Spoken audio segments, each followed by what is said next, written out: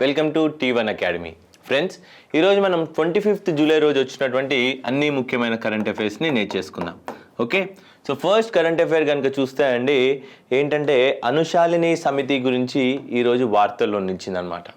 ఎందుకంటే అండి అనుశాలిని సమితికి సంబంధించినటువంటి సిలబస్ని నేషనల్ ఎడ్యుకేషన్ ఫ్రేమ్వర్క్లో మనం యాడ్ చేయాలని చెప్పేసి ప్రభుత్వం కోరుతున్న విషయాన్ని బట్టి నేను ఈ యొక్క టాపిక్ని అనుశాలిని సమితిని నేను యాడ్ చేయడం జరిగింది.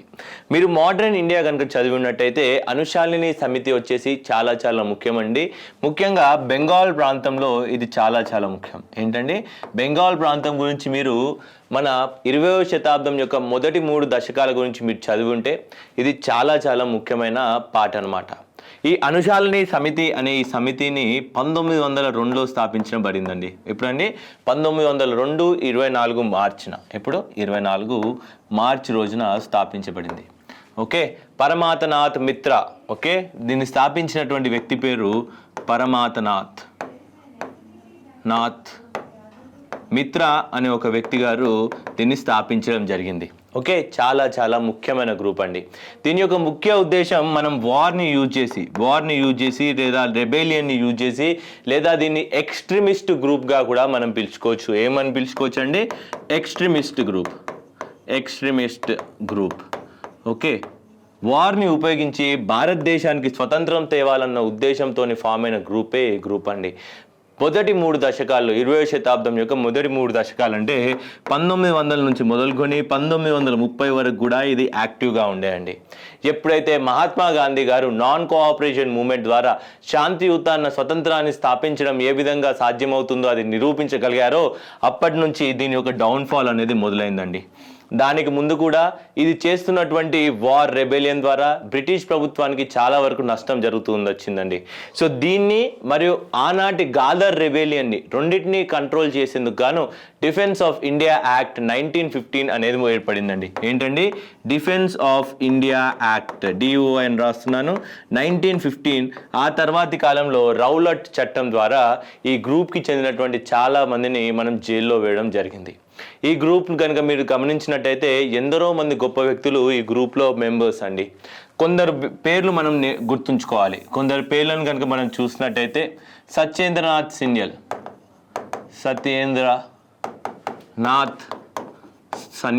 ఓకే, సత్యేంద్రనాథ్ సన్యల్ గారు తర్వాతి కాలంలో మీకు ఎక్కడ కనిపిస్తారండి? హిందుస్థాన్ రిపబ్లిక్ అసోసియేషన్ లేదా Hindustan socialistic republic association, Hindustan HRA లేదా హిందుస్థాన్ సోషలిస్టిక్ రిపబ్లిక్ అసోసియేషన్ అనే ఈ 2 అసోసియేషన్ ఫార్మింగ్లో వీరి యొక్క పాత్ర అనేది చాలా గొప్పగా ఉంటుంది. వీరితో పాటు ఈ యొక్క గ్రూపింగ్లో అరబిందో ఘోష్ గారు కూడా ఒక మెంబరే అండి. బిపిన్ చంద్రపాల్ గారి కానివ్వండి, ఈ మిగతా ఎక్స్ట్రీమిస్టులని మీరు ఎవరినైతే మీరు మోడర్న్ ఇండియాలో బెంగాల్ నుంచి చూస్తారో వారిలో చాలా మంది కూడా ఈ అనుశాలిని గ్రూప్లో నుంచే వచ్చిన వారండి. ఈ అనుశాలిని సమితి అనేది ముఖ్యంగా దేన్ని ఉపయోగిస్తుందంటే అండి యువతని ప్రేరేపించేందుకు గాను మన వివేకానంద గారు ఇచ్చినటువంటి స్పీచ్ల ద్వారా, అలానే బంకిం చంద్ర చటర్జీ గారు రచించినటువంటి ఆనంద్ మఠ్ అనే వారి పుస్తకం నుంచి ప్రేరేపించడానికి అవసరమైనటువంటి అంశాలను తీసుకుంటూ ఉంటారు. సో దాని గురించి ఇక్కడ చూడండి. ముఖ్యంగా 2 పార్ట్స్లో ఉంటుందండి. ఇది ఢాకా అనుశాలిని సమితిగా ఒకటి, ఇంకోటి జుగాంతర్ గ్రూప్ అనే ఇంకో గ్రూప్ ఉంటుంది. ఓకే, సో వీరు స్వామి వివేకానంద గారి టీచింగ్స్తో పాటు బంకిం చంద్ర చటర్జీ గారు రచించినటువంటి ఆనంద్ మఠ్ అనే ఈ పుస్తకం నుంచి ఇన్ఫ్లుయెన్స్ చేసేవారండి యూత్ని. అలానే వీరు చాలా వరకు వీక్లీ మ్యాగజైన్స్ కూడా రిలీజ్ చేసేవారు. ఓకే, ముఖ్యంగా వీరి యొక్క వీక్లీ మ్యాగజైన్ గురించి మనం చూసినట్టయితే అరబిందో ఘోష్ గారు మరియు బిపిన్ చంద్రపాల్ గారు కూడా ఇందులో మెంబర్సే. వీరిద్దరూ రచించినటువంటి వీక్లీ జనరల్స్ అయినటువంటి వందే మాతరం అనే ఇంగ్లీష్ జనరల్, దీనిదే బెంగాలీ వర్షన్ వచ్చేసి దాని పేరు జుగాంతర్ అన్నమాట. ఓకే, దాని గురించి కూడా నేను ఇక్కడ ఇచ్చాను. సో జుగాంతర్ అనే బెంగాలీ వీక్లీ, దీని యొక్క ఇంగ్లీష్ వర్షనే వందే మాతరం అనే ఇంగ్లీష్ వర్షన్స్ని 1906లో అరబిందో ఘోష్ గారు మరియు బిపిన్ చంద్రపాల్ గారు ఇద్దరు కలిసి కూడా స్టార్ట్ చేశారండి. అలానే వీరు ఒక ముఖ్యమైన డాక్యుమెంట్ని కూడా రిలీజ్ చేశారండి. దాని పేరే వర్తమాన రణనీతి. ఏంటండి? వర్తమాన రణనీతి. యుద్ధం ద్వారా, గరిల్లా వార్ఫేర్ ద్వారా స్వతంత్రాన్ని ఏ విధంగా సాధించుకోవాలని చెప్పే బుక్కే ఈ యొక్క వర్తమాన రణనీతి అనే బుక్ అనమాట. అదే కాకుండా భవానీ మందిర్ అనే ఇంకో పబ్లికేషన్ కూడా వీరు స్టార్ట్ చేశారండి. ఎలా మన గుడుల్ని, టెంపుల్స్ని ఒక రెబెలియన్ ఫామ్ చేసే చోటులుగా ఎలా మార్చాలి, వాటిని ఎలా ఉపయోగించుకోవాలనే అంశం గురించి చెప్పేదే ఈ యొక్క భవానీ మందిర్ అనే అంశం. ఓకే, ఈ యొక్క గ్రూప్లో ఉన్నటువంటి ముఖ్యమైన వ్యక్తులు ఎవరో ఒకసారి చూద్దాం. దీన్ని ఫామ్ చేసినటువంటి వ్యక్తి ఎవరో నేను మీకు చెప్పాను. 24 మార్చ్ 1902లో ఈ అనుశాలిని సమితిని పరమాతనాథ్ మిత్రా గారు స్థాపించడం జరిగింది కలకత్తాలో. ఓకే, ఆ తర్వాత కాలంలో దీన్ని హెడ్ చేసినటువంటి వ్యక్తి ఎవరు అంటే బరీంద్రనాథ్ కుమార్ ఘోష్. వీరు అరబిందో ఘోష్ గారి తమ్ముడండి, బరీంద్రనాథ్ కుమార్ ఘోష్. ఆ తర్వాత కాలంలో దీనిలో ఎందరో మంది గొప్ప నేషనలిస్టులు మెంబర్స్గా ఉండే. అందులో కొందరు అరబిందో ఘోష్, వీరిని స్త్రీ అరబిందో గారు కూడా అంటాము. తర్వాత భూపేంద్రనాథ్ దత్, వీరు స్వామి వివేకానంద గారి తమ్ముడండి. ఆ తర్వాత దేశబంధు చిత్తరంజన్ దాస్, ఆ తర్వాత సురేంద్రనాథ్ ఠాగూర్, పులిన్ బిహార్ దాస్, సరళాదేవి, రాజ్ బిహారీ బోస్ గారు కూడా దీంట్లో మెంబర్ అండి. చాలా చాలా ముఖ్యం. మనం రాజ్ బిహారీ బోస్ గారి గురించి చాలా వరకు మనం మోడర్న్ ఇండియాలో చదువుతాం కాబట్టి నోట్ చేసుకోవాలి. ఆ తర్వాత జతీంద్రనాథ్ ముఖర్జీ, ఓకే, ఆ తర్వాత సత్యేంద్రనాథ్ సిన్యల్, జతిన్ దాస్ మరియు బిపిన్ చంద్రపాల్ గారు కూడా ఈ యొక్క అనుశాలిని సమితి అనే గ్రూప్లో మెంబర్స్. బిపిన్ చంద్రపాల్ గారు మరియు అరబిందో ఘోష్ గారు ఇద్దరు కలిసి ఓపెన్ చేసినటువంటి వీక్లీ పేపర్ పేర్లు ఏంటి అంటే ఎగ్జామ్లో అడిగితే వందే మాతరం. ఏంటండి? వందే మాతరం అనే ఇంగ్లీష్ జనరల్, దీనే బెంగాలీ జనరల్ని జుగాంతర్ అని పిలుస్తూ ఉంటాం. వీళ్ళు అనుశాలిని సమితి వారు రిలీజ్ చేసినటువంటి పబ్లికేషన్స్ ఏంటివి అంటే ఒకటి భవానీ మందిర్, ఇంకొకటి వచ్చేసి వర్తమాన రణనీతి, ఇంకోటి వచ్చేసి ఏంటండి వర్తమాన రణనీతి. ఓకే, సో చాలా చాలా ఇంపార్టెంట్ అండి దీని గురించి తెలుసుకోవడం. ఇంకోటండి, వీరు యూత్ని ఇంకా ఎంకరేజ్ చేసేందుకు గాను వీళ్ళు అఖాడాస్ని కూడా స్థాపించారండి. అఖాడాస్ అంటే జిమ్నాజియమ్స్ ద్వారా యూత్ని ఫిట్గా చేసేసి వారిని ఇంకా ప్రేరేపించి ఈ యొక్క రెబెలియన్ సైడ్ తీసుకొచ్చేందుకు ఎంతగానో ప్రయత్నించడం జరిగింది. నేను చెప్పానండి ఆల్రెడీ, వీరిని అణిచివేసేందుకు గాను బ్రిటిష్ ప్రభుత్వం వారు డిఫెన్స్ ఆఫ్ ఇండియా యాక్ట్ అనే ఒక యాక్ట్ని 1915లో వీరితో పాటు ఆనాడు వరల్డ్ వార్ 1కి ముందు జరిగినటువంటి గాదార్ రెబెలియన్ కూడా, ఎక్కడండి గాదార్ రెబెలియన్? పంజాబ్ ప్రాంతంలో. ఎక్కడి నుంచి వచ్చారు? అమెరికా నుంచి వచ్చినటువంటి వారు వెపన్స్ని గ్యాదర్ చేసి బ్రిటిష్ ఇండియాని వార్ ద్వారా, రెబెలియన్ ద్వారా అంతం చేద్దామన్న ఆలోచన ఈ గాదార్ రెబెలియన్, వీళ్ళిద్దరిని కూడా అణిచివేసేందుకు Defence of India Act, World War 1 తర్వాత రౌలట్ చట్టం ద్వారా వీరిని అణిచివేయడం జరిగింది. ఆ తర్వాతి కాలంలో నేను మీకు చెప్పాను, మహాత్మా గాంధీ గారు నాన్ కోఆపరేషన్ మూమెంట్ 1922 ప్రాంతంలో జరిగినటువంటి నాన్ కోఆపరేషన్ మూమెంట్ ద్వారా శాంతియుతన భారతదేశానికి స్వతంత్రం ఏ విధంగా మనం పొందొచ్చు అన్న అంశంతో ఈ యొక్క గ్రూప్ అనేది స్లోగా కిందికి పోవడం జరిగిందండి. వీరు భగవద్గీతని సైతం ఉపయోగించుకునేవారండి. ఈ యొక్క గ్రూప్లో అయినటువంటి మెంబర్స్కి ప్రేరేపించడానికి భగవద్గీతని ముందట పెట్టి ఓస్ తీసుకునేవారు. ఓకే, దీన్ని కూడా మీరు గుర్తుపెట్టుకోవాలి. సో నెక్స్ట్ అండి, ఇంపార్టెంట్ న్యూస్ ఏం నిలిచిందంటే ఎన్వైరన్మెంట్ పరంగా స్నో లెపర్డ్ గురించి మనకి ఈరోజు న్యూస్లో నిలిచిందండి. ఎందుకంటే అండి స్నో లెపర్డ్కి సంబంధించినటువంటి స్నో లెపర్డ్ మరియు దాని యొక్క ప్రే, అది తినేటటువంటి జంతువుల గురించి జువాలజికల్ సర్వే ఆఫ్ ఇండియా, ఎవరండి? జువాలజికల్ సర్వే ఆఫ్ ఇండియా వారు ఒక సర్వే చేయడం జరిగిందండి. సో దానికి గాను మనం ఒకసారి ఈ యొక్క స్నో లెపర్డ్ గురించి నేర్చుకోవడం చాలా ఇంపార్టెంట్. ఓకే, స్నో లెపర్డ్ అనేది టెక్నికల్ నేమ్, ఏదైనా సైంటిఫిక్ నేమ్ కనుక చూసినట్టయితే ప్యాంథెరా, ఏంటండి? ప్యాంథెరా అన్సియా అని పిలుస్తూ ఉంటాం. ఏమని పిలుస్తాం? ప్యాంథెరా అన్సియా అని పిలుస్తూ ఉంటాం. ఈ యొక్క స్నో లెపర్డ్ అనేది చాలా దేశాల్లో ఉంటుందండి. దాదాపుగా ఇది ఉండేటటువంటి ప్రాంతం ఏది అంటే, ఫోకస్డ్ ప్రాంతం ఏది అంటే సెంట్రల్ ఆసియా మరియు హిమాలయ ప్రాంతాల్లో ఎక్కువగా కనిపిస్తుందండి. 2 వెస్టర్న్ హిమాలయాలు, ఈస్టర్న్ హిమాలయాల ప్రాంతాల్లో కనిపిస్తుంది. దీని యొక్క రేంజ్ కంట్రీస్ వచ్చేసి ఇది దాదాపుగా 12 దేశాల్లో పాకి ఉందండి. 12 దేశాల్లో పాకి ఉంది. ఓకే, టిబెటియన్ చైనా కానివ్వండి, రష్యా కానివ్వండి, మంగోలియా కానివ్వండి, కజకిస్తాన్, కిర్గిస్తాన్, తజికిస్తాన్, ఇలాంటి దేశాల్లో కూడా ఈ యొక్క స్నో లెపర్డ్ అనేది ఉందన్నమాట. అలానే మన భారతదేశంలో ఈస్టర్న్ మరియు వెస్టర్న్ హిమాలయాస్లో కూడా ఈ స్నో లెపర్డ్స్ కనిపిస్తూ ఉంటాయి. ఈ స్నో లెపర్డ్స్ ఎక్కువగా కనిపించే రాష్ట్రం వచ్చేసి జమ్మూ అండ్ కాశ్మీర్ రాష్ట్రం, పూర్వపు జమ్మూ అండ్ కాశ్మీర్ రాష్ట్రం. ప్రస్తుతం చూసుకుంటే లడాక్ ప్రాంతంలో లడాక్ యూనియన్ టెరిటరీలో ఎక్కువగా కనిపిస్తాయి. లడాక్లో ఉన్నటువంటి హెమీస్ నేషనల్ పార్క్ ఏంటండి?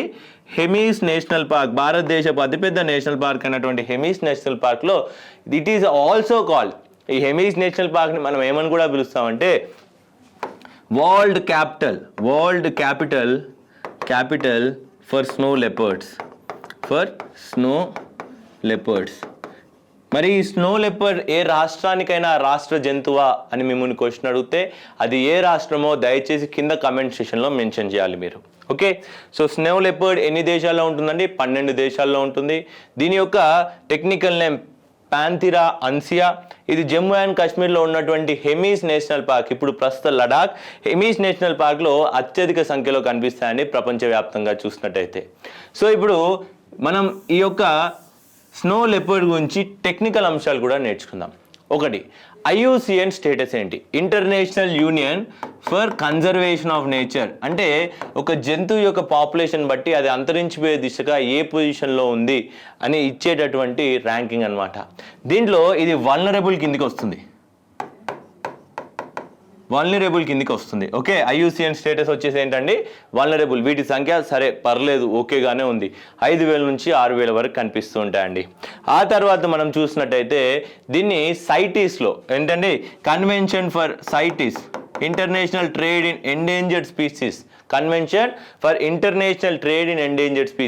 ఈ యొక్క జీవుల్ని ఎక్స్పోర్ట్ చేయడం లేదా అమ్మడాన్ని బట్టి ఇవి ఏ విధంగా అంతరించిపోతాయన్న అంశాన్ని మీద వాటికి ప్రొటెక్షన్ ఇచ్చేందుకు ఫామ్ అయిందే సైటీస్ అనమాట. దీంట్లో అపెండిక్స్ 1లో ఉందన్నమాట. ఏంటండి? అపెండిక్స్ 1లో ఉంటుంది.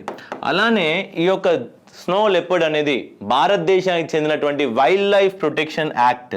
ఏంటండి? వైల్డ్ లైఫ్ ప్రొటెక్షన్ యాక్ట్ 1972లో కనుక చూస్తే షెడ్యూల్ 1కి చెందినటువంటి ఒక జంతువు అండి. అంటే భారతదేశంలో దీనికి హైయెస్ట్ ప్రొటెక్షన్ ఇస్తామన్నమాట. ఏంటండి? Highest protection. అలానే భారత ప్రభుత్వం దాదాపు 21 జంతువుల్ని, క్రిటికల్లీ ఎండేంజర్ స్థాయిలో ఉన్నటువంటి 21 జంతువులని పునరావృత్తి చేద్దామన్న ఆలోచనలో ఉందండి. ఆ యొక్క ప్రోగ్రాంలో కూడా 21 క్రిటికల్లీ ఎండేంజర్డ్ ఎనిమల్స్ని రిక్లెయిమ్ చేసే ప్రోగ్రాంలో కూడా స్నో లెపర్డ్ ఉండడాన్ని మీరు గమనించాలి. ఓకే, స్నో లెపర్డ్ ఉండడాన్ని మీరు గమనించాలి. వైల్డ్ లైఫ్ ప్రొటెక్షన్ యాక్ట్లో షెడ్యూల్ 1, సైటీస్లో అపెండిక్స్ 1, IUCN స్టేటస్లో వల్నరబుల్. భారతదేశంలో క్రిటికల్లీ ఎండేంజర్ స్థాయిలో ఉన్నటువంటి ఈ స్నో లెపర్డ్ని మళ్ళీ పాపులేషన్ పెంచేందుకు భారతదేశం ప్రయత్నిస్తుంది కాబట్టి దాన్ని కూడా మీరు గుర్తుపెట్టుకోవాలి. ఓకే, స్నో లెపర్డ్ గురించి అన్నీ నేర్చుకున్నామండి. ఒకసారి స్లైడ్స్ రూపంలో కూడా దాని గురించి పాయింట్స్ చూద్దాం. Scientific name Panthera uncia. Okay, mountain రీజియన్లో ఇది ఎక్కువగా కనిపిస్తుందండి. ఓకే, దీన్ని ఫారెస్ట్లో చాలా చాలా ముఖ్యమండి ఈ స్పీస్, ఎందుకంటే హయ్యర్ ప్రే అన్నమాట. మొత్తం ఫుడ్ వెబ్లోనే హయ్యెస్ట్ పాయింట్లో ఉండేదే ఈ యొక్క ప్యాంథిరా అన్సియా అనే జంతువు. అలానే దీని యొక్క ప్రజెన్స్ ఏం చెప్తుంది అంటే మనకి ఆ యొక్క ఎకోసిస్టమ్ అనేది హెల్తీగా ఉందని చెప్తుంది అనమాట. హ్యాబిటాట్ వచ్చేసి మౌంటేనియస్ రీజియన్స్, సెంట్రల్ మరియు సౌత్ ఆసియా ప్రాంతాల్లో ఉంటుంది. వెస్టర్న్ హిమాలయ ప్రాంతంలో అయితే జమ్మూ కాశ్మీర్, హిమాచల్ ప్రదేశ్, ఈస్టర్న్ హిమాలయ ప్రాంతాల్లో ఉత్తరాఖండ్, సిక్కిం మరియు అరుణాచల్ ప్రదేశ్లో. అదే కాకుండా చెప్పాను కదా, snow leopard capital of the world, ప్రపంచానికి స్నో లెపర్డ్ క్యాపిటల్ ఎక్కడ ఉంటుందంటే హెమీస్ నేషనల్ పార్క్ లడాఖ్లో ఉంటుంది. ఓకే, అలానే ప్రొటెక్షన్ స్టేటస్ IUCNలో అయితే వల్నరబుల్, సైటీస్లో అయితే షెడ్యూల్ 1లో ఉంటుంది. ఓకే, వైల్డ్ లైఫ్ ప్రొటెక్షన్ యాక్ట్లో షెడ్యూల్ 1, సైటీస్లో అయితే అపెండిక్స్ 1. అలానే కన్వెన్షన్ ఆఫ్ మైగ్రేటరీ స్పీసీస్ అనే కన్వెన్షన్ కూడా ఉంటుందండి. అందులో వలస వెళ్ళేటటువంటి జంతువులు ఏవైతే ఉంటాయో వాటిని పరిరక్షించేందుకు దేశాల మధ్యలో ఉన్న అగ్రిమెంట్ జరుగుతుంటాయి. దాంట్లో కూడా ఈ యొక్క జంతువుకి హైయెస్ట్ ప్రియారిటీ ఇచ్చారండి. చాలా వరకు నేను చెప్పాను కదా, 12 దేశాల్లో దీని యొక్క రేంజ్ ఉంటుంది. ఆ 12 దేశాలు చూడండి: India, Nepal, Bhutan, China, Mongolia, Russia, Pakistan, Afghanistan, Kyrgyzstan, Kazakhstan, Tajikistan మరియు ఉజ్బెకిస్తాన్. ఈ యొక్క 12 దేశాల వారు అందరూ కలిసి కూడా global snow leopard ecosystem protection programme ఏంటండి global snow leopard ecosystem protection programme అనే ఒక ప్రోగ్రామ్ని స్టార్ట్ చేసి ఈ యొక్క స్నో లెపర్డ్కి సంబంధించినటువంటి ప్రే సరిగ్గా ఉందా, దాని యొక్క ఎకోసిస్టమ్ మనం డిస్టర్బ్ చేయట్లేదు కదా అనేది వాటిని సంరక్షించుకునేందుకు గాను తీసుకొచ్చినటువంటి ఇనిషియేటివే global snow leopard ecosystem protection programme. Please note this down. Okay, so next important current అఫైర్కి వెళ్ళిపోదామండి. నిన్న అంటే 24 జూలై రోజున మనం 163rd anniversary of income tax డేని జరుపుకున్నాం. ఏంటండి 163వ anniversary of income tax day. మీరు అనొచ్చు అందరూ, సార్ మనకు స్వతంత్రం వచ్చే 75 సంవత్సరాలు అవుతుంది, మరి ఇన్కమ్ ట్యాక్స్ డే ఏంది 163 సార్లు అయిపోయింది యానివర్సరీ అనేది అనుకుంటూ ఉంటాం. అయితే ఈ ఇన్కమ్ ట్యాక్స్ అనే పద్ధతిని భారతదేశంలో 1860లో ఎప్పుడండి 1860లో జేమ్స్ విల్సన్ అనే వ్యక్తి స్టార్ట్ చేయడం జరిగింది. ఎప్పుడు 1860 జూలై 24న అదే రోజున జేమ్స్ విల్సన్ అనే వ్యక్తి స్టార్ట్ చేశారు. ఎందుకు అసలు ఈ ఇన్కమ్ ట్యాక్స్ ఇంట్రడ్యూస్ చేశారంటే అండి, మనందరికీ తెలుసు 1857లో 1857 ఫస్ట్ రివాల్ట్ ఆఫ్ ఇండిపెండెన్స్ అంటూ ఉంటాం. Okay, first revolt of independence వలన బ్రిటిష్ ప్రభుత్వం పైన చాలా భారం పడిందండి. వారి ఎకనామీస్ అనేటివి తగ్గిపోయాయి, వారి దగ్గర డబ్బులు లేవు. సో డబ్బులు కలెక్షన్ చేసేందుకు గాను ఇన్కమ్ ట్యాక్స్ అనే పద్ధతిని బ్రిటిష్ ప్రభుత్వం వారు చెందినటువంటి జేమ్స్ విల్సన్ గారు 1860లో స్టార్ట్ చేశారు. అప్పుడు ఎటువంటి లా లేదు, కానీ దీనికి ఒక స్టాట్యూటరీ స్టేటస్ అంటే ఒక లా ఇచ్చింది మాత్రం 1922లో. ఎప్పుడండి 1922లో చట్టసభల్లో ఒక లాగా ఫామ్ అయిపోయిందండి. Okay, see the practice continued for years before a formal structure or department was introduced to maintain and tax collection. అంటే ఫార్మల్గా ఒక ఇన్కమ్ ట్యాక్స్ అథారిటీ అనేది ఫామ్ చేసింది మాత్రం 1922లో ఎప్పుడైతే ఇన్కమ్ ట్యాక్స్ యాక్ట్ అనే ట్యాక్స్ వచ్చిందో. ఆ తర్వాతి కాలంలో ఇదే ఇన్కమ్ ట్యాక్స్ యాక్ట్స్లో కొన్ని అమెండ్మెంట్స్ చేశామండి. ముఖ్యమైన అమెండ్మెంట్ కనుక చూస్తే 1939లో చేసినటువంటి అమెండ్మెంట్ ద్వారా దీంట్లో నుంచి కొన్ని చేంజెస్ చేశామన్నమాట. ఏంటంటే ఇప్పుడు ఇన్కమ్ ట్యాక్స్ సంబంధించిన కేసులు ఉంటాయి కదా, అపీల్స్ చేస్తూ ఉంటారు, ఆ అపిలేట్ ట్రిబ్యునల్ని సపరేట్ చేశాం ఇన్కమ్ ట్యాక్స్ అథారిటీ నుంచి. ఓకే, ఈ ఇన్కమ్ ట్యాక్స్ అనే department central board of direct tax కిందకి వస్తుంది, సిబిడిటి అనే ఈ డిపార్ట్మెంట్ ఎవరి కింద ఉంటుందంటే మినిస్ట్రీ ఆఫ్ ఫినాన్స్ గారి కింద ఉంటుందండి. దాన్ని కూడా మీరు నోట్ చేసుకోవాలి. దీన్ని ఈ యొక్క డేని ఏంటంటే ఇన్కమ్ ట్యాక్స్ డేని చాలా ముందు నుంచి జరుపుకోవట్లేదండి, 2010లో నుంచి ప్రభుత్వం వారు దీన్ని జరుపుతున్నారండి. ఎందుకంటే ఇన్కమ్ ట్యాక్స్ పైన ప్రజల్లో అవగాహన పెంచేందుకు, ట్యాక్స్ కట్టేందుకు గాను, ప్రజల్ని ప్రోత్సహించేందుకు గాను ఈ యొక్క ఇన్కమ్ ట్యాక్స్ డేని మనం జరుపుకుంటున్నాం. ఇక్కడ గుర్తుపెట్టుకోవాల్సిన అంశాలు చాలా చాలా ముఖ్యం. ఇన్కమ్ ట్యాక్స్ యాక్ట్ ఏ సంవత్సరం 1922, అమెండ్మెంట్ 1938, 39. అదే కాకుండా ఇక్కడ చాలా చాలా ఇంపార్టెంట్ పాయింట్ ఏంటి అంటే ఇన్కమ్ ట్యాక్స్ని భారతదేశంలో ఏ సంవత్సరంలో ఇంట్రడ్యూస్ చేశాము అంటే 1860లో జేమ్స్ విల్సన్ అనే వ్యక్తి భారతదేశంలో పరిచయం చేశారు. ఎందుకు 1857లో జరిగినటువంటి రివాల్ట్ ద్వారా లాస్ అయిన వాటిని రికవర్ చేసేందుకు చేసినటువంటి విషయాన్ని జేమ్స్ విల్సన్ గారి పేరు మాత్రం గుర్తుపెట్టుకోవాలి. So next important current affair అండి, భారతదేశపు మొట్టమొదటి silver medal in world athletic ఛాంపియన్షిప్లో మనకు జావెలిన్ విభాగం నుంచి నీరజ్ చోప్రా గారు అందించడం జరిగిందండి. ఎవరండి? Neeraj Chopra becomes first Indian to have a silver medal at World Athletic Championship. ఇప్పటి వరకు వరల్డ్ అథ్లెటిక్ ఛాంపియన్షిప్లో భారతదేశానికి ఏ విభాగంలో కూడా సిల్వర్ మెడల్ రాలేదండి.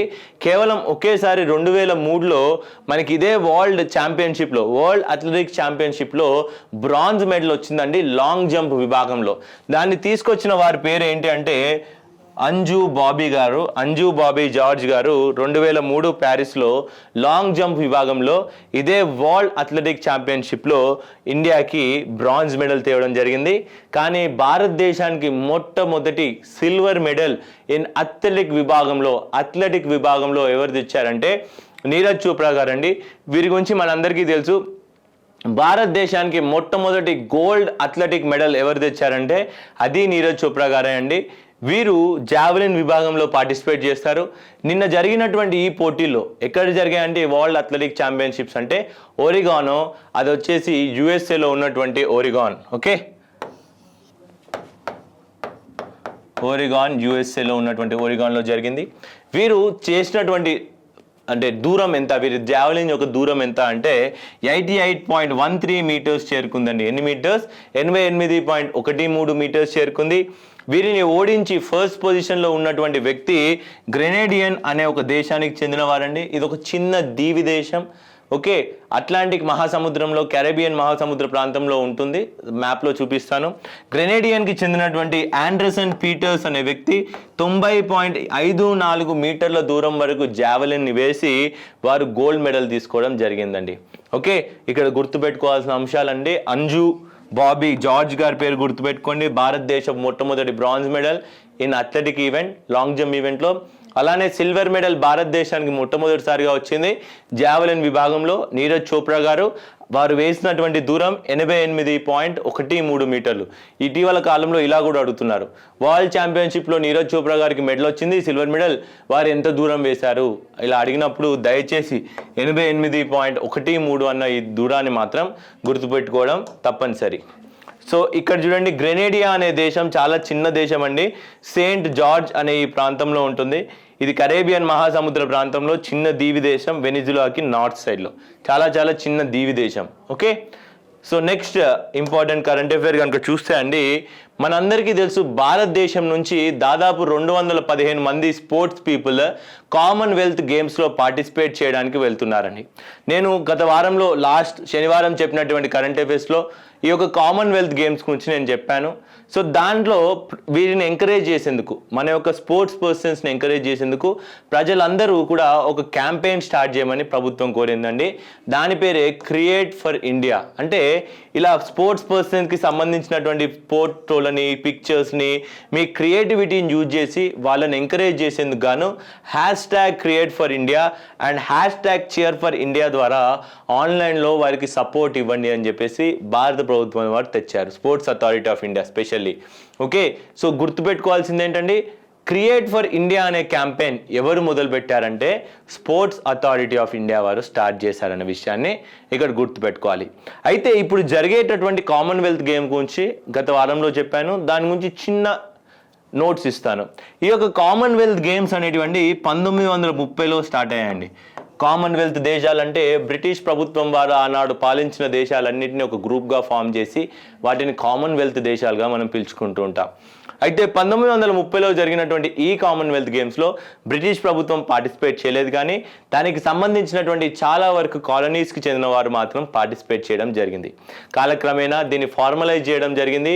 ప్రతి 4 సంవత్సరాలకు ఒకసారి జరుగుతూ వచ్చిందండి, వన్స్ ఇన్ ఎవ్రీ 4 years. కానీ రెండవ ప్రపంచ యుద్ధ సమయంలో మాత్రం ఇది జరగలేదండి. రెండవ ప్రపంచ యుద్ధ సమయంలో ఇది జరగలేదు, కానీ ప్రతి 4 సంవత్సరాలకు మాత్రం కంటిన్యూస్గా జరుగుతూ వచ్చింది. అయితే ఈ కామన్వెల్త్ గేమ్స్ భారతదేశంలో ఎప్పుడైనా జరిగాయండి. 2010 సంవత్సరంలో ఢిల్లీలో కామన్వెల్త్ గేమ్స్ అనేటివి జరగడాన్ని మీరు ఇక్కడ గమనించాలి. ఇప్పుడు జరుగుతున్నటువంటి కామన్వెల్త్ గేమ్స్ బ్రిస్గింగమ్ or I'm unable to pronounce it now properly. అది ప్రస్తుతం అయితే ఇంగ్లాండ్ దేశంలో జరుగుతున్నాయి. ఓకే, ఇంగ్లాండ్ దేశంలో జరుగుతున్నాయి అన్న విషయాన్ని కూడా మీరు ఇక్కడ నోట్ చేసుకోవాలి. ఓకే, సో ఈరోజు కూడా స్పేస్కి సంబంధించి ఒక న్యూస్ నిలిచిందండి. ఏంటంటే అండి, మనందరికీ తెలుసు చైనా వారు యుఎస్ఏకి ధీటుగా తన యొక్క సొంత స్పేస్ స్టేషన్ నిర్మించుకుంటుందన్న విషయాన్ని మనకు తెలుసు. చైనా వారు నిర్మించేటటువంటి ఈ స్టేషన్ పేరు వచ్చేసి టియాన్గాంగ్. ఏంటండి, చైనా వారు నిర్మించుకునేటటువంటి తన సొంత స్పేస్ స్టేషన్. అంటే అంతరిక్షంలో మన యొక్క ఆస్ట్రోనట్స్, వ్యోమగాములు వెళ్ళి అక్కడ కూర్చొని జీవించే విధానాలు మరియు అక్కడ ఎక్స్పెరిమెంట్స్ కూడా కండక్ట్ చేసేటందుకు వాతావరణాన్ని ఏర్పాటు చేసేయడమే ఈ యొక్క స్పేస్ స్టేషన్ యొక్క ముఖ్య ఉద్దేశం. అయితే ఇంటర్నేషనల్ స్పేస్ స్టేషన్లో ముఖ్యంగా యూరోప్ మరియు అమెరికాకే ఓనర్షిప్ ఉందండి, చైనాకి లేదు. సో దాంట్లో ఉన్నటువంటి కొంచెం క్రిటికల్ ఇన్ఫర్మేషన్ చైనా అడిగినప్పుడు ఇవ్వనన్నారు. సో చైనా మిమ్ముని కాదు, మేము కూడా సొంత తయారు చేసుకుంటున్నామని చెప్పేసి టియాన్గాంగ్ అనే ఒక స్పేస్ స్టేషన్ని తయారు చేసుకుంటూ వచ్చారండి. టియాన్గాంగ్ అనే పేరు దీనికి టీ షేప్ ఇవ్వడం ద్వారా వచ్చిందండి. ఏ షేప్లో ఉంటుందండి ఈ స్పేస్ స్టేషన్ అంటే టీ ఆకారాన్ని పోలి ఉంటుంది.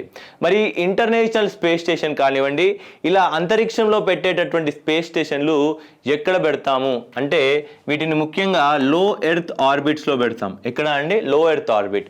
దీని యొక్క హైట్ వచ్చేసి భూమి నుంచి పోల్చినట్టయితే 350 కిలోమీటర్ల ఎత్తులో మాత్రమే ఉంటుందండి. 350 kilometres above the earth surface ఈ యొక్క స్పేస్ క్రాఫ్ట్ని మనం పెట్టుకుంటాం. లేదా ఇంటర్నేషనల్ స్పేస్ స్టేషన్ లేదా చైనీస్ స్పేస్ స్టేషన్ కూడా అక్కడే ఉందన్నమాట. Okay, so Chinese space station పేరు ఏంటండి? తియాన్గాంగ్. అయితే ఈ చైనీస్ స్పేస్ స్టేషన్ ఒకేసారి లేపలేం కదండి మీదికి. దీనికి సంబంధించిన కొన్ని కాంపోనెంట్స్ని మనం మిషన్ ద్వారా, అలానే దాంట్లో పనిచేసేందుకు మనుషులను కూడా మనం అంతరిక్షానికి పంపుతూ ఉంటాం. గత నెలలో కనుక చూసినట్టయితే చైనా వారు మ్యాన్డ్ మిషన్ని పంపడం జరిగింది. ఆ తర్వాత దానికి అటాచ్ చేసేందుకు కొన్ని కాంపోనెంట్స్ పంపాం. సో దాంట్లో పంపిందే వెంటియన్ అనే ఒక మిషన్ అనమాట. వెంటియన్ అనేది ఒక మాడ్యూల్ అండి. అంటే ఈ టీ ఆకారాన్ని రూపొందించుకునేందుకు గాను ఒక భాగం. ఈ వెంటియన్ అనే భాగంలోనే రేపు కానీ అంతరిక్షంలోకి వెళ్తున్నటువంటి వ్యోమగాములు ఎక్స్పెరిమెంట్స్ కండక్ట్ చేస్తారు. ఆ ఎక్స్పెరిమెంట్ కోసమే ఈ వెంటియన్. దాదాపు 23 టన్నులు కలిగినటువంటి ఈ వెంటియన్, దాని యొక్క అర్థం క్వెస్ట్ ఫర్ హెవెన్స్. అర్థం ఏంటండి? Quest for heavens. ముఖ్య ఉద్దేశం ల్యాబొరేటరీ మాడ్యూల్ అండి, ఎక్స్పెరిమెంట్ చేసేందుకు అంతరిక్షంలో. దీన్ని చైనాకి చెందినటువంటి అత్యంత పవర్ఫుల్ అయినటువంటి ఫ్లైట్ అయినటువంటి రాకెట్ అయినటువంటి లాంగ్ మార్చ్ 5B అనే రాకెట్ ద్వారా లాంచ్ చేయడం జరిగిందండి. దీంట్లో ఈ యొక్క పూర్తి స్పేస్ స్టేషన్ తయారు చేసేందుకు ఆల్రెడీ చాలా వరకు విభాగాలు వెళ్ళిపోయాయండి. సో దానికి సంబంధించింది ఒకటే ఈ వెంటియన్ ల్యాబ్ మాడ్యూల్. దాదాపు 17.9 మీటర్ల వైశాల్యంతో కలిగినటువంటి ఈ మాడ్యూల్ చాలా ఇంపార్టెంట్ అండి. దీని తర్వాత నెక్స్ట్ మిషన్ వచ్చేసి మెక్టియన్. మెక్టియన్ అంటే డ్రీమింగ్ ఆఫ్ హెవెన్. ఇవన్నీ కూడా చైనీస్ టర్మ్స్ అండి. వీటిని పూర్తిగా అటాచ్ చేసిన తర్వాత అయితే మనకి స్పేస్ స్టేషన్ రెడీగా అవుతుంది. ఓకే, సో నెక్స్ట్ అండి, ఈరోజు కూడా మంకీ పాక్స్ అనేది న్యూస్లో నిలిచిందండి. వరల్డ్ హెల్త్ ఆర్గనైజేషన్ వారు దీన్ని క్రిటికల్ డిజీజ్గా రికగ్నైజ్ చేసేసి అందరినీ కూడా ఒక వాచ్గా చేయాలి, దీన్ని వాచ్ లిస్ట్లో పెట్టుకోండి. మరియు భారత ప్రభుత్వం వారు కూడా దీని గురించి వెంటనే చాలా వరకు మీటింగ్స్ కూడా పెట్టుకోవడం జరిగింది. మరియు మన తెలంగాణలో first case of monkey pox అనేది డిటెక్ట్ అయింది సంగారెడ్డి జిల్లాలో. ఓకే, సంగారెడ్డి కొత్తర్ నుంచి వచ్చినటువంటి ఒక వ్యక్తిలో ఈ యొక్క మంకీ పాక్స్ అనే డిజీజ్ డిటెక్ట్ అయింది. వారిని వెంటనే ఫీవర్ హాస్పిటల్కి తరలించడం జరిగింది. అయితే మంకీ పాక్స్ గురించి చాలాసార్లు తెలుసుకున్నాం. ఇంకొకసారి త్వరగా నేర్చేసుకొని క్లోజ్ చేద్దాం. ఈ మంకీ పాక్స్ అనే డిజీజ్ పాక్సీ విరిడే అనే వైరస్ జాతికి చెందింది. ఏంటండి? పాక్సీ విరిడే అనే వైరస్ జాతికి చెందిందండి. ఇదే పాక్సీ విరిడే జాతి నుంచి మనకి ఇంకేదైనా డిజీజెస్ వస్తాయండి. స్మాల్ పాక్స్ అనే డిజీజ్ కూడా వస్తుంది. స్మాల్ పాక్స్ ప్రపంచంలోనే మొట్టమొదటి వ్యాక్సినేషన్ ఏ వ్యాధికి సంబంధించింది అనుకున్నప్పుడు చూస్తే అది స్మాల్ పాక్స్ గురించే తయారు చేశామండి. స్మాల్ పాక్స్ గురించి. ఈ స్మాల్ పాక్స్ అనే వ్యాధిని ప్రపంచవ్యాప్తంగా 1980లో మనం అంతరింపజేస్తాం. ఎప్పుడండి? 1980లో ప్రపంచం మొత్తం మీద అంతరించిపోయింది. అప్పటి నుంచి స్మాల్ పాక్స్కి సంబంధించినటువంటి వ్యాక్సిన్ల తయారీ అనేది తగ్గిపోయింది. ఓకే, సో మిమ్మల్ని మీరు ఈ యొక్క మంకీ పాక్స్ వ్యాధి నుంచి కాపాడుకోవాలంటే ఏకైక వ్యాక్సిన్ మీకు ఉంది. ఏంటంటే స్మాల్ పాక్స్ వ్యాక్సిన్. మంకీ పాక్స్కి ప్రత్యేకించి ఎటువంటి వ్యాక్సినేషన్ లేదు. దీనికి ప్రత్యేకించి ఎటువంటి ట్రీట్మెంట్ కూడా లేదు. మీకు స్మాల్ పాక్స్లో ఎలా అయితే బొబ్బలు వస్తాయో ఒంటిపైన, అదే విధంగా మీ ఒంటిపైన బొబ్బలు వస్తూ ఉంటాయన్నమాట. ఈ వైరస్ అనేది ఎలా వ్యాప్తి చెందుతుందో కూడా తెలుసుకుందాం. ఈ వైరస్ అనేది మీ తుప్పిల ద్వారా లేదా ఆ యొక్క వ్యాధి సోకినటువంటి వ్యక్తి యొక్క ఫ్లూయిడ్స్ తాకడం ద్వారా, వారికి అతి క్లోజ్గా ఉండడం ద్వారా, వాడు వాడినటువంటి బెడ్షీట్స్ వాడడం ద్వారా మీకు ఈ వ్యాధి సోకే అవకాశం ఉంటుంది. అలానే వారు తాకినటువంటి సర్ఫేసెస్ పైన కూడా ఈ వైరస్ ఉంటుంది. ఆ రూపాన కూడా మీకు ఈ వైరస్ సోకే అవకాశం ఎక్కువగా ఉంటుంది. సో ఈ వైరస్కున్న మేజర్ లక్షణాలు మీకు దాదాపుగా ఈ వైరస్ సోకిన తర్వాత 5 నుంచి 14 రోజుల తర్వాతనే మీకు ఈ వైరస్కి సంబంధించిన లక్షణాలు కనిపిస్తాయి. మీకు ముందుగా వచ్చేది జ్వరం వచ్చిన తర్వాత 3వ రోజుకి మీకు ఇలా బొబ్బలు రావడం స్టార్ట్ అవుతాయి. దీంట్లో ఉన్నటువంటి ముఖ్యమైనది ఏంటంటే అండి మీ lymph node. Okay, lymph node అనేది చాలా చాలా స్వెల్ అయిపోతుంది అనమాట, కొంచెం ఒళ్ళంతా కూడా. ఈ యొక్క లింఫ్ నోడ్లో నీరు చేరుకోవడం వల్ల, స్వెల్లింగ్ వల్ల మీకు నొప్పి అనేది విపరీతంగా ఉంటుంది. ప్రత్యేకించి ఏ ట్రీట్మెంట్ లేదు, నొప్పి తగ్గించేందుకు మాత్రమే ట్రీట్మెంట్ ఉంటుంది. ఇది ఇంకో ముఖ్యమైన విషయం ఏంటంటే అండి, ఇది ఒక డిఎన్ఏ వైరస్. ఇది ఒక డిఎన్ఏ వైరస్. ముఖ్యంగా వైరస్లో 2 రకాలు ఉంటాయండి, RNA virus, DNA virus. RNA వైరస్లు రూపాంతరం అనేది చాలా త్వరగా చెందుతాయి. దాంట్లో ఎగ్జాంపుల్ వచ్చేసి కోవిడ్-19. దీని యొక్క రూపాంతరం చెందేటంటే వేరియంట్స్గా మారే అవకాశం ఎక్కువగా ఉంటుంది. అందుకే కోవిడ్-19లో Omicron variant, alpha, beta, delta అనేటివి చూసాం. ఒక్కొక్క వేరియంట్ ఒక్కొక్క వేవ్ ఆఫ్ డిజీజ్ని తీసుకొచ్చింది, ఒక్కొక్క వేవ్ని తీసుకొచ్చింది. First wave, second wave, third wave. కానీ లక్కీగా ఒక డిఎన్ఏ వైరస్ వేరియంట్గా మారే అవకాశం చాలా తక్కువ అన్నమాట. వేరియంట్గా మారే అవకాశం చాలా తక్కువ. కాబట్టి ఇది ఒకసారి వచ్చిన తర్వాత మళ్ళీ రావాలంటే కొద్దిగా కష్టం. ఓకే, సో దీని గురించి అంశాలండి. అలానే మరి దీన్ని ఎలా డిటెక్ట్ చేస్తారు, మీకు వ్యాధి వచ్చిందని ఎలా డిటెక్ట్ చేస్తారంటే, దీనికి ఉన్నటువంటి బెస్ట్ టెస్ట్ వచ్చేసి ఆర్టీపీసీఆర్ అవసరం లేదండి. దీనికి డైరెక్ట్గా పీసీఆర్ టెస్ట్ చేస్తే చాలు. ఆర్టీపీసీఆర్ టెస్ట్ కోవిడ్కి చేస్తాం, ఎందుకంటే ఈ కోవిడ్-19 అనేది ఆర్ఎన్ఏ జాతికి చెందినటువంటి వైరస్ కదా. ఆర్ఎన్ఏని డిఎన్ఏగా మార్చి ఆ డిఎన్ఏని మళ్ళీ పాపులేట్ చేయడానికి ఆర్టీపీసీఆర్ వాడతాం, రివర్స్ ట్రాన్స్క్రిప్టేస్. ఆర్ఎన్ఏని డిఎన్ఏగా మార్చాలంటే రివర్స్ ట్రాన్స్క్రిప్టేస్ పద్ధతి కావాలి. కానీ డిఎన్ఏనే మల్టిప్లై చేయాలంటే ఈ పాలిమరైజ్డ్ చైన్ రియాక్షన్ చాలండి. ఓకే, దీనికి మామూలుగా చేసేటటువంటి యాంటీబాడీ, యాంటీజెన్ టెస్టులు సరిపోవు. కేవలం పీసీఆర్ టెస్ట్ ద్వారానే మనం కనుక్కోవాలి. ఓకే, ఆ తర్వాత ఇది జంతువుల నుంచి మనుషులకు కూడా సోకుతుందండి. ముఖ్యంగా కోతుల్లో ఎక్కువగా కనిపిస్తుంది, ర్యాట్స్లో కూడా కనిపిస్తూ ఉంటుంది. ఓకే, ఈ వ్యాధి వచ్చేసి నైజీరియాలో ఎండమిక్ అండి. ఏ దేశంలో? నైజీరియా అనే ఆఫ్రికా దేశంలో, నైజీరియాలో ఎండమిక్. ఒక పెద్ద పాండమిక్ వచ్చింది నైజీరియా ప్రాంతంలో 2017 ఆ ప్రాంతంలో. నైజీరియా మొత్తం కూడా ఈ యొక్క మంకీ పాక్స్కి ఎఫెక్ట్ అయింది. ప్రతి 10 మందిలో ఒక్కరు చనిపోవడం జరుగుతుందండి. Fatality rate 1 in 10. ప్రతి 10 మందిలో ఒకరు చనిపోయే అవకాశం ఉంటుంది.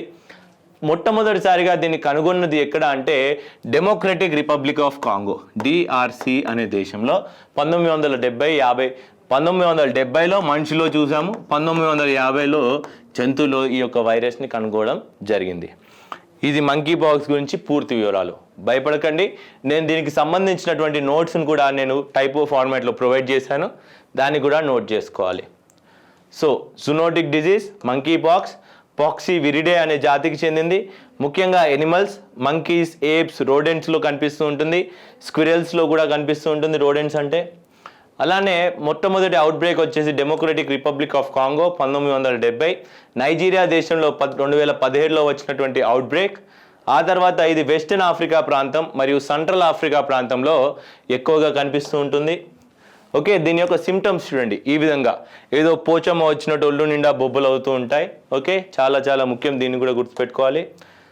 హ్యూమన్ టు హ్యూమన్ ట్రాన్స్మిషన్ ఏ విధంగా జరుగుతుంది? స్కిన్ నుంచి సెక్రీట్ అయినటువంటి ద్వారా రెస్పిరేటరీ ట్రాక్ట్ సెక్రీషన్, స్కిన్ లియేషన్స్, ఇవన్నీ కూడా. ఓకే, అలానే తల్లి నుంచి బిడ్డకు కూడా సోకే అవకాశం ఉంటుందండి. Okay, that is called congenital monkeypox, అది కూడా రాసుకోవాలి మీరు. Okay, so directly pass each and everything and write down. So I said 7 to 14 days of range, లేదా 5 నుంచి 21 రోజుల వరకు పట్టొచ్చు మీకు ఆ యొక్క వ్యాధి లక్షణాలు అన్నీ కూడా బయటపడేందుకు. ముఖ్యంగా 2 నుంచి 4 రోజుల్లోపు మీకు ఈ వ్యాధి లక్షణాలు అనేటివి బయటపడుతూ ఉంటాయి. డయాగ్నోస్టిక్స్ ఏ విధంగా చేస్తాం? ఆ యొక్క బొబ్బలు వస్తాయి కదండి, ఆ బొబ్బల్లో నుంచి ఆ పస్సు తీసేసి ఆ పస్సుని పీసీఆర్ పద్ధతి ద్వారా ల్యాబొరేటరీలో పెట్టేసి అది వైరస్ ఉందా లేదా అని టెస్ట్ చేస్తాం. ఓకే, సెరలాజీ టెస్ట్లు, యాంటీజెన్ యాంటీబాడీ టెస్ట్లు దీనికి పనికిరావన్న విషయాన్ని కూడా నేను ఇక్కడ ఇచ్చాను. ఓకే, నెక్స్ట్, ఇలా వ్యాధి వచ్చిన తర్వాత మీ యొక్క మెడికల్ ప్రొఫెషనల్స్ వారు ఏ పద్ధతులు నోట్ చేసుకోవాలి అంటే మీకు వయసు ఎంత, మీకు ఎప్పుడు వచ్చింది, ఎన్ని రోజులకి సిమ్టమ్స్ వచ్చాయి అన్న పూర్తి వివరాలు నోట్ చేసుకుంటే చాలా ముఖ్యం. ఓకే, ట్రీట్మెంట్ ఏమి ఇస్తాం? స్పెసిఫిక్ ట్రీట్మెంట్ లేదు, నొప్పి తగ్గేందుకు ఇచ్చేటటువంటి ఇనిషియేటివ్స్ తప్ప ఇంకేమీ లేదు. మంకీ పాక్స్కి ఏ వ్యాక్సిన్ ప్రొటెక్ట్ చేస్తుందంటే స్మాల్ పాక్స్ వ్యాక్సిన్ ప్రొటెక్ట్ చేస్తుంది. కింద మీరు నోట్లో ఇవ్వాలండి కమెంట్ సెషన్లో. మంకీ పాక్స్ మనం డీల్ చేస్తున్నాం కదా, అయితే స్మాల్ పాక్స్ వ్యాక్సిన్ తయారు చేసింది ఎవరు, ఆ వ్యక్తి పేరు ఏంటి? మనం వ్యాక్సినేషన్ డేని కూడా జరుపుకుంటాం, ఇటీవల కాలంలో కరెంట్ అఫైర్స్లో చెప్పుకున్నాం. కాబట్టి ఆ వ్యక్తి ఈ యొక్క డిస్కవరీ తర్వాతనే వ్యాక్సినేషన్ డే జరుపుకున్నాం కాబట్టి స్మాల్ పాక్స్ వ్యాక్సిన్ తయారు చేసినటువంటి వ్యక్తి ఎవరు, దాన్ని కామెంట్ సెక్షన్లో పెట్టాలి. ఓకే, ఈరోజు కరెంట్ అఫైర్స్ని ఎండ్ చేసే ముందు ఒక ప్రిలిమినరీ క్వశ్చన్ చూద్దాం. మనం చూసాం బుర్హాన్పూర్ ఏదైతే న్యూస్లో చూసామో declare first Har Ghar Jal certified district, ఇది ఏ రాష్ట్రంలో ఉంది, ఇది ఏ రాష్ట్రంలో ఉందో దీన్ని కూడా కామెంట్ సెక్షన్లో పెట్టాలి. సో ఫ్రెండ్స్, ఇంతటితో ఈరోజు కరెంట్ అఫైర్స్ని ముగిస్తూ I hope you are enjoying our classes. Thank you for watching my video. This is Nikhil from T1 Academy. Thank you.